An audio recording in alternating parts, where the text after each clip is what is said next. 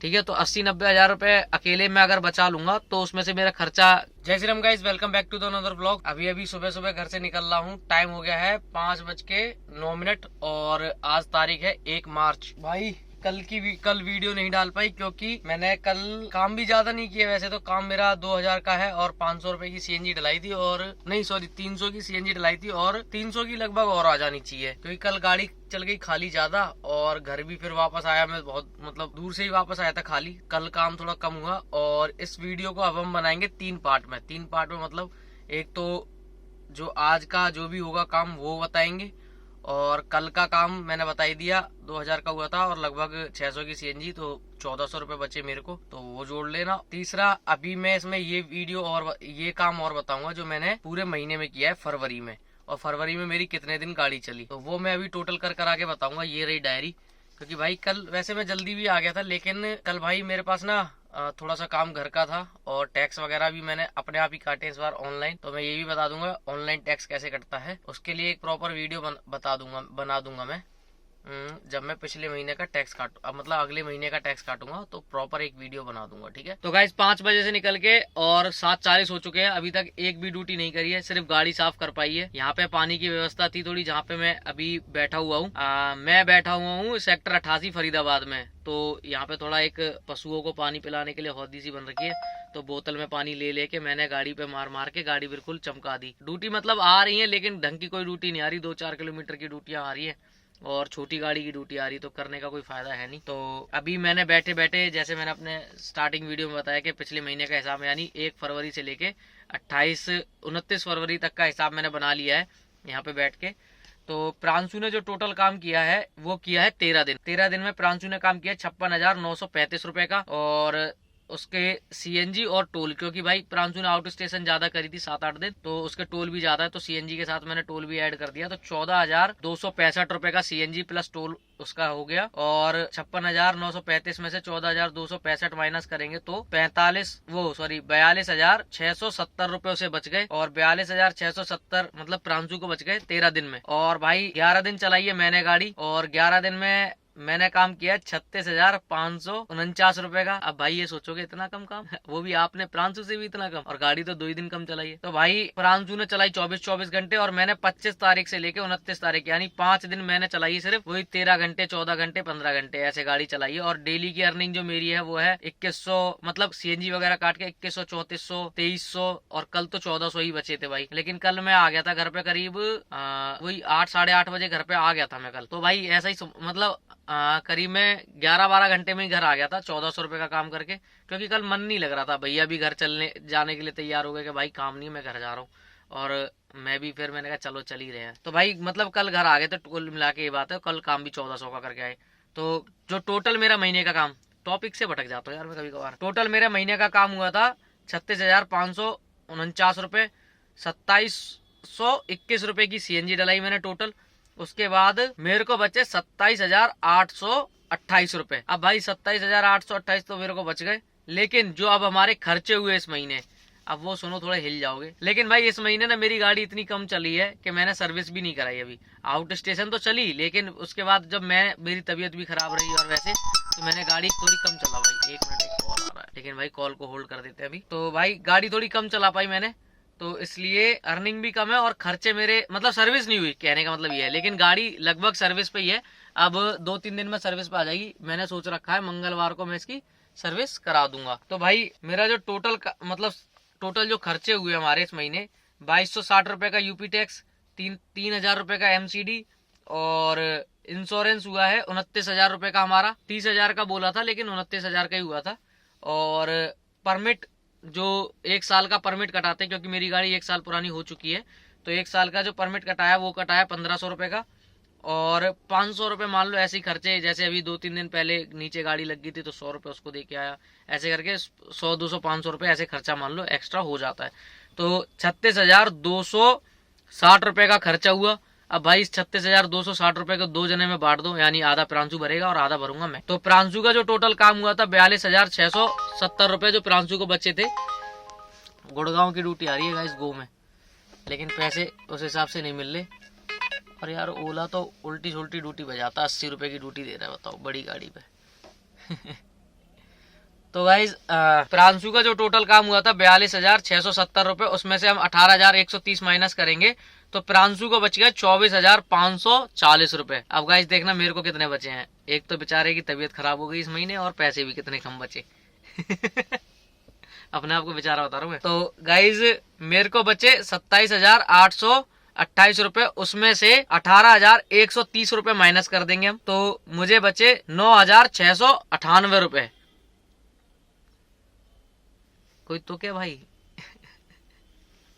मेरे को कितने कम पैसे बचे।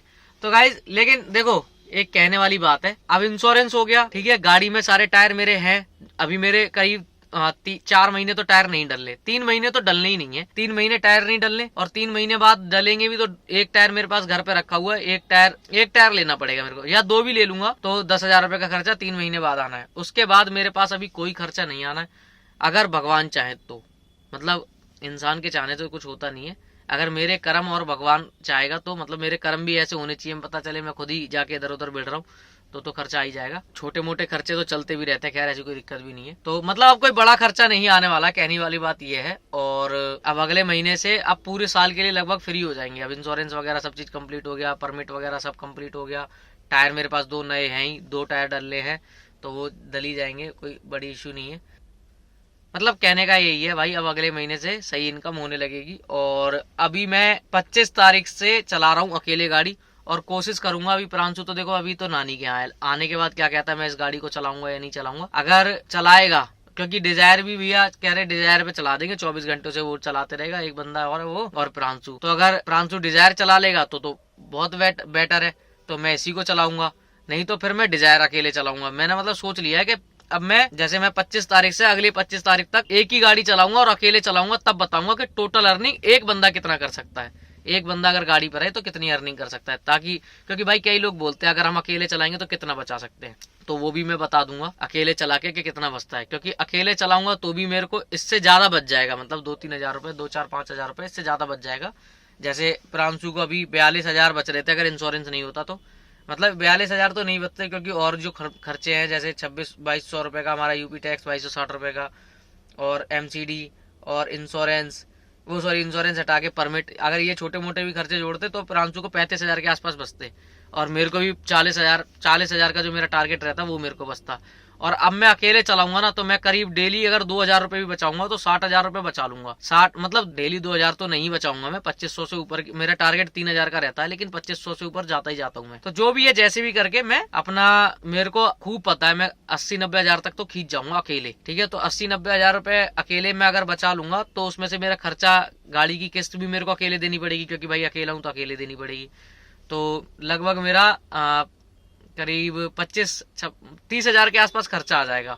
30,000 मान लो, एक मोटा अंदाजा, सर्विस वगैरह सब कुछ लगा के, तो 30,000 मेरा खर्चा आ जाएगा। तो 30,000 में से मेरे को फिर भी 60,000 या 50,000 तो बच ही जाएंगे हर हालत पे, और बाकी कोशिश कर रहे हैं। तो गाइस टाइम हो गया 10:19, गाड़ी लगा दी है मैंने पार्किंग में। मतलब आज वैसे जल्दी आने वाला टाइम तो नहीं था, क्योंकि ड्यूटियां अच्छी बज रही थी, और मैं निजामुद्दीन से खाली आ गया।